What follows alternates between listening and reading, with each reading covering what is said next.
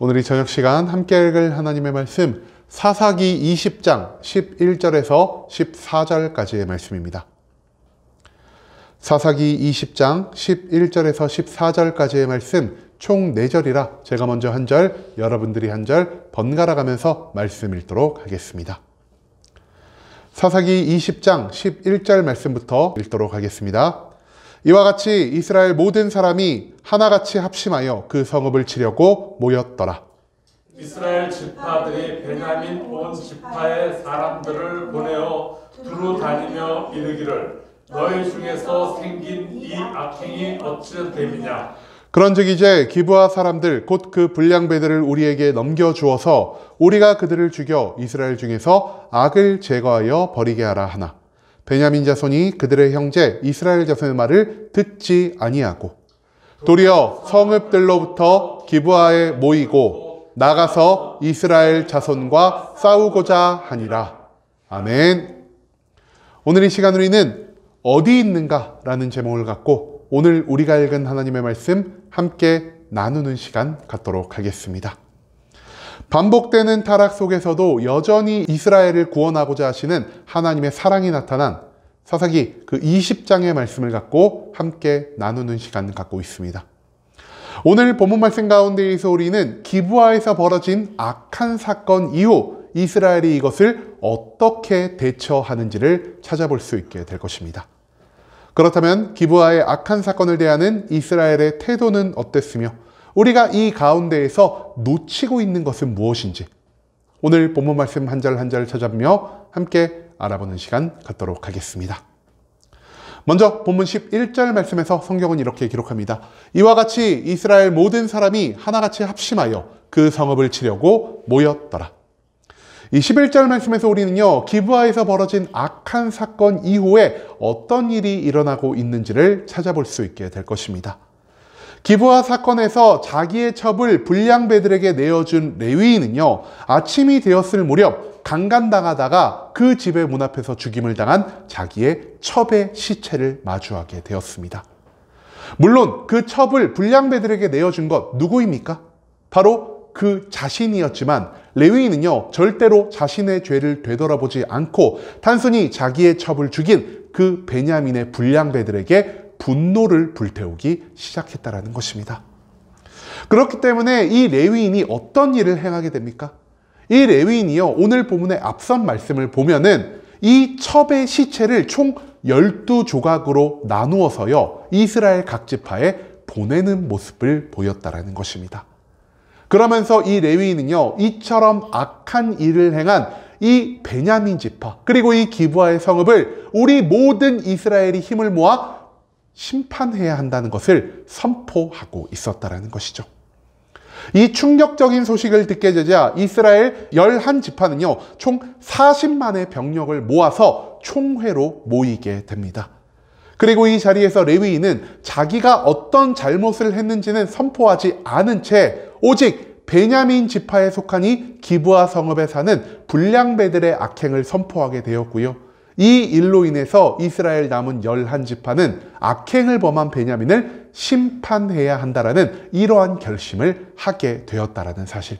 그것을 우리는 이 11절 말씀 가운데에서 찾아볼 수가 있다라는 것이죠. 그 다음 이어진 12절과 13절 말씀에서 성경은 이렇게 기록합니다. 이스라엘 지파들이 베냐민 온 지파의 사람들을 보내어 두루 다니며 이르기를 너희 중에 생긴 이 악행이 어찌 됨이냐. 그런즉 이제 기브아 사람들 곧 그 불량배들을 우리에게 넘겨주어서 우리가 그들을 죽여 이스라엘 중에서 악을 제거하여 버리게 하라 하니 베냐민 자손이 그들의 형제 이스라엘 자손의 말을 듣지 아니하고. 이 12절과 13절 말씀에서 우리는요, 기브아를 공격하기 전, 즉 베냐민을 공격하기 전 이스라엘 11지파가 어떤 모습을 보였는지를 찾아볼 수 있게 될 것입니다. 이스라엘 11지파는요, 이 기브아, 베냐민을 공격하기 전 한 번 더 저들에게 기회를 주고자 합니다. 이스라엘 11지파는 베냐민 여러 성읍의 사신들을 보내어 기브아에서 일어난 악한 일을 알렸고요. 그 기브아에서 악행을 벌인 불량배들을 우리에게 넘겨주어 우리가 그들을 죽이게 한다면 우리가 기브아를 공격하지 않을 것이요, 우리가 베냐민을 적대하지 않을 것이라는 이러한 말을 알립니다.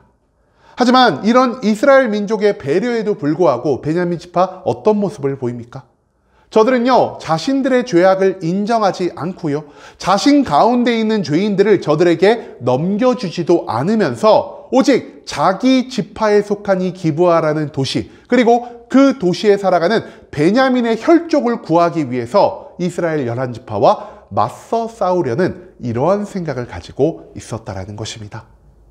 한마디로 이스라엘 11지파는요, 동족 상잔의 비극을 벌이기 전 한 번 더 베냐민에게 기회를 주었으나 베냐민은 자기에게 찾아온 회개의 기회를 무시하고 오히려 이스라엘과 대적하려는 모습을 보였다는 것.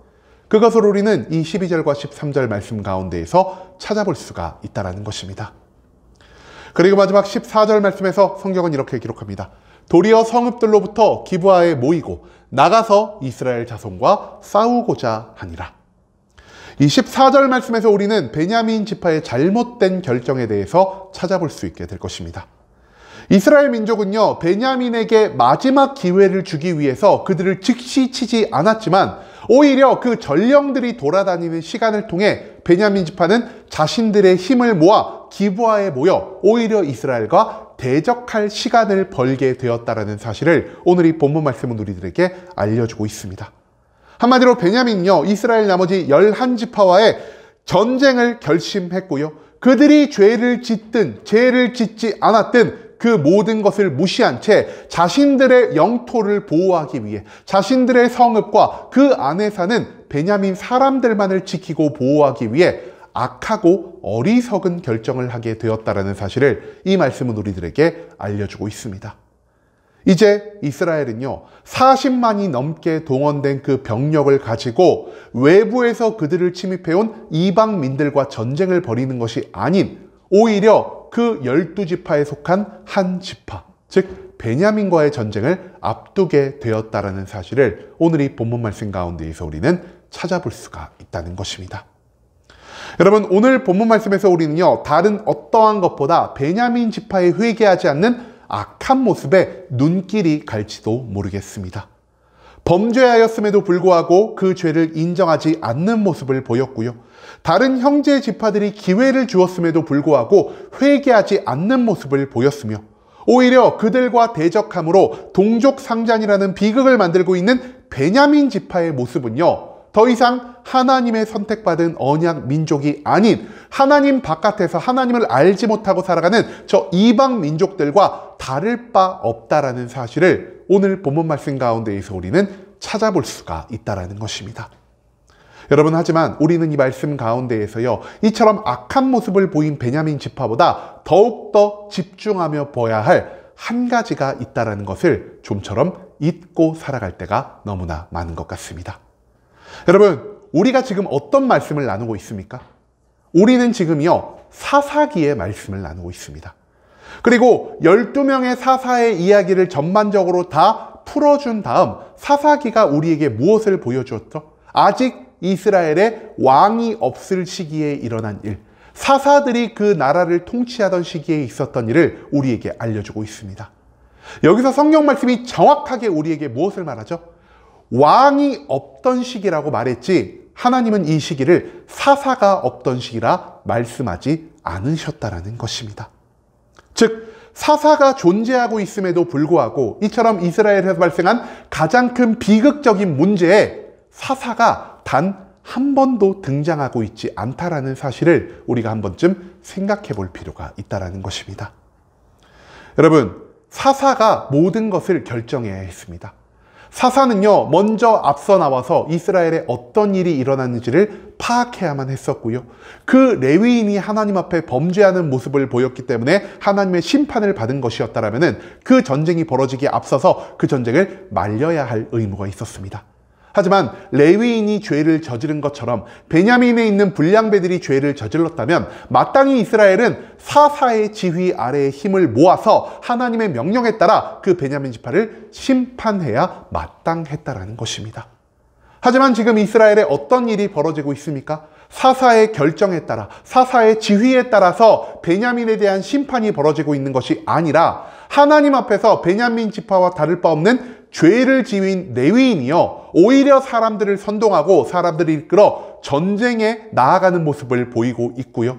이스라엘 모든 지파들은 사사의 명령을 따르는 것이 아니라 자기들의 옳은 소견대로 베냐민을 심판하려는 이러한 모습을 보이고 있다는 사실을 오늘 본문 말씀은 우리들에게 강조하고 있다는 것입니다. 당시에 사사는 분명히 존재했습니다. 하지만 그 사사가 하나님 앞에서 자기에게 주어진 온전한 사명을 감당하지 않았다는 사실을 우리는 기억할 필요가 있다는 것이죠. 하나님이 주신 권위로 이스라엘 모든 지파를 살피고 그들의 죄악을 징벌하며 사회의 질서를 회복시키므로 이스라엘 모든 지파를 하나님의 온전한 언약 백성으로 유지시켜야 할 그 사사가요, 지금 자기의 할 일을 온전히 감당하고 있지 못한다라는 것입니다. 사사는 이 큰 사건에서 모습을 드러내지 않고 있으며 어떠한 심판도 어떠한 중재도 하지 않고 있다는 사실을 오늘 이 본문 말씀 가운데에서 우리는 발견해야만 한다는 것이죠.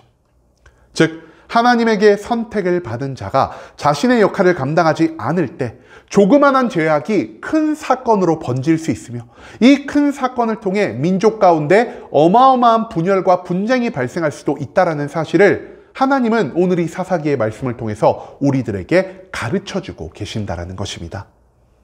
여러분, 이 자리에서 예배를 드리고 있는 우리들은요, 하나님의 선택받은 왕같은 제사장의 모습을 갖추고 있다고 겠습니다. 그렇기 때문에 우리가 이 땅 가운데에서 해야 할 일이 무엇이겠습니까? 하나님의 왕같은 제사장으로서 내가 살아가는 모든 삶의 자리 가운데에서 하나님의 거룩을 보여야 할 것이고요, 하나님의 사랑을 보여야 할 것이고요, 그 가운데에서 내가 속해 살아가는 모든 장소를 평강이 넘치는 하나님의 작은 천국으로 만들어가야 할 의무가 주어진 그러한 존재가 바로 이 자리에서 예배를 드리는 우리라 할 수 있다는 것입니다.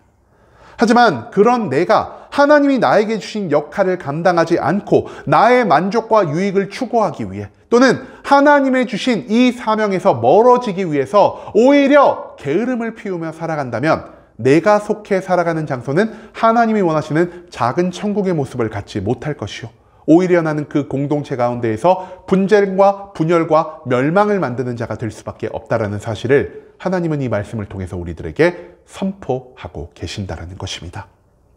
여러분, 이제는 우리가 이 땅에서 하나님과 사람 사이의 중재자로 세워진 그런 존재라는 사실을 잊지 않을 수 있길 원합니다. 내가 속한 모든 공동체 안에서 거룩을 권면하고 사랑과 평강을 전함으로 내가 있는 장소를 작은 천국으로 만들어가는 것이 바로 예수 그리스도를 믿는 우리에게 주어진 하나님 나라 백성의 의무라는 사실을 성경의 말씀은 계속해서 우리들에게 강조하고 있습니다. 내 만족과 유익을 위해서, 그리고 나의 편안한 삶을 위해서 내 사명을 회피하고 태만함 가운데에서 살아가는 게 아닌 내가 나의 삶의 자리에서 최선을 다해 하나님이 나에게 주신 평강을 만드는 자의 그 사명을 완수하며 살아갈 때 그제야 이 땅 위에서 발생하는 많은 분쟁들이 사라지게 될 것이요, 우리는 하나님의 나라를 이 땅 가운데 세워가는 그 사명을 감당할 수 있다는 사실을 오늘 본문 말씀 가운데에서 우리가 배울 수 있게 되기를 소망합니다. 나에게 주어진 사명이 무엇인지, 그리고 내가 그 사명을 어떻게 수행하며 살아가는지를 우리가 반드시 잊지 말고 나의 모든 삶의 자리에서 하나님의 뜻과 계획을 온전히 전파하며 살아갈 수 있는 순복음 함께하는 교회 모든 성도님들이 될 수 있길 간절한 마음으로 소망하겠습니다. 아멘.